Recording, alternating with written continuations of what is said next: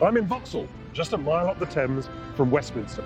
It's a modern, bustling transport hub with soaring skyscrapers and traffic, loads of traffic. And as with any city, to escape the hustle and bustle, its occupants needed a place of retreat.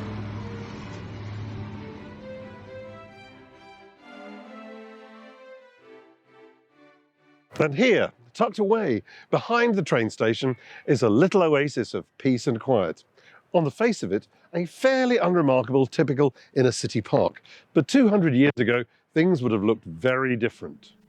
Georgian London then was a far cry from modern city we see today.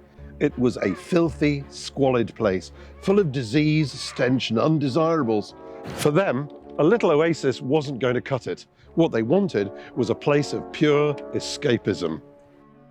In 1729, their salvation came in the form of an ambitious entrepreneur by the name of Jonathan Tyers. His fantastical vision was to transform this seedy rural backwater at the edge of the city into the most spectacular entertainment resort ever seen. 200 years ago, this was revolutionary. This was to be the Georgian equivalent to Disneyland, and it looked a bit like this.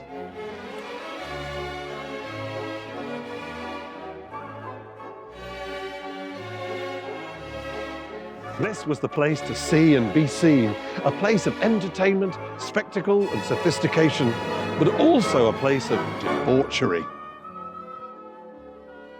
Here with me to tell us a bit more about it is local historian Paul McSweeney.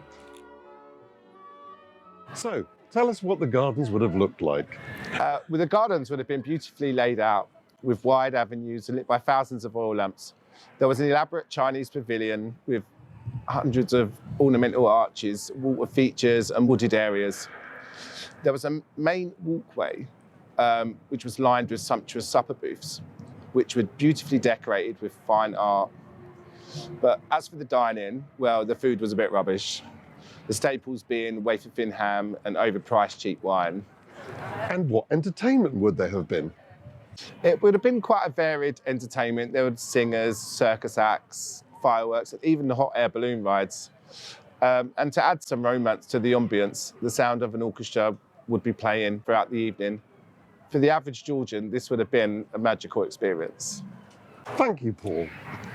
One thing is for sure, the romantic ambience encouraged them to dispense of the usual social codes and constraints of everyday life, a liberation that allowed them to become very adept at entertaining themselves.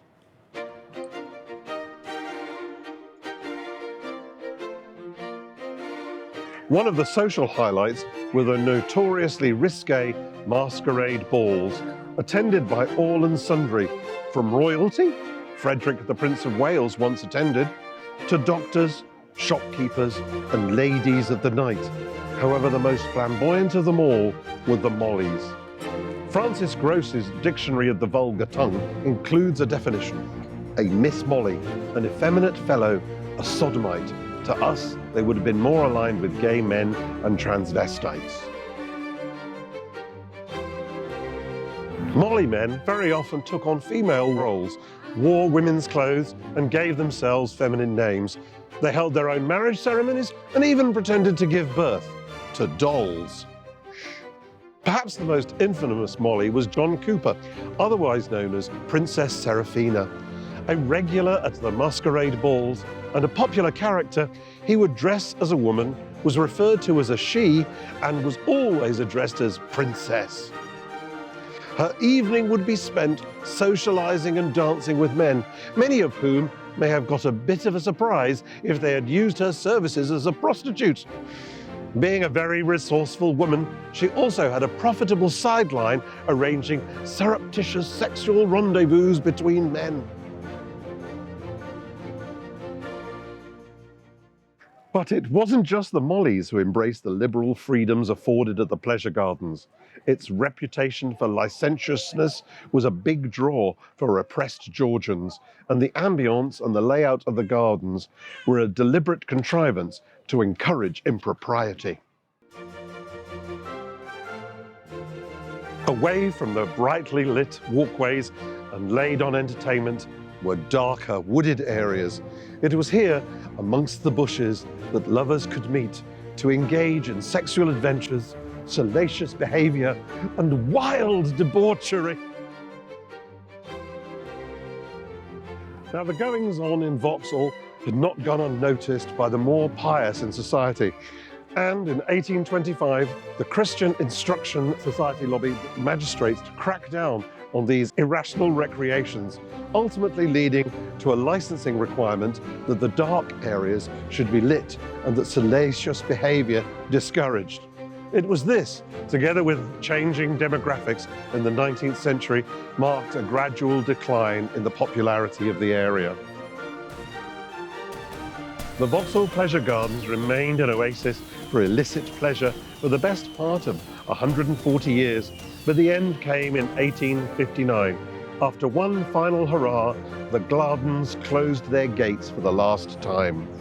For free and easy Georgians, the party was over, and after that the site was turned over for housing development, completely erasing the gardens from existence.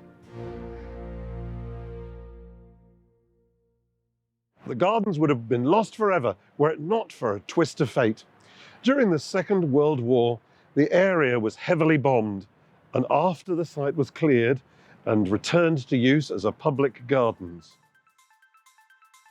So you might think that modern Vauxhall is worlds away from its Georgian counterpart. While no physical trace of the original gardens exist, they have not been forgotten. There are nods to a bygone era everywhere. More importantly, maybe the spirit of Georgian hedonistic entertainment lives on in Vauxhall. And as for the Mollies, well, scratch a little beneath the surface and you'll find that Vauxhall is a thriving hub for the gay community, with several nightclubs, bars, and even the gay theatre. Perhaps the closest embodiment of the spirit of the pleasure gardens is here at the Royal Vauxhall Tavern. Opened in 1863, it has a long tradition of hosting cabaret, drag acts, and bohemian entertainment.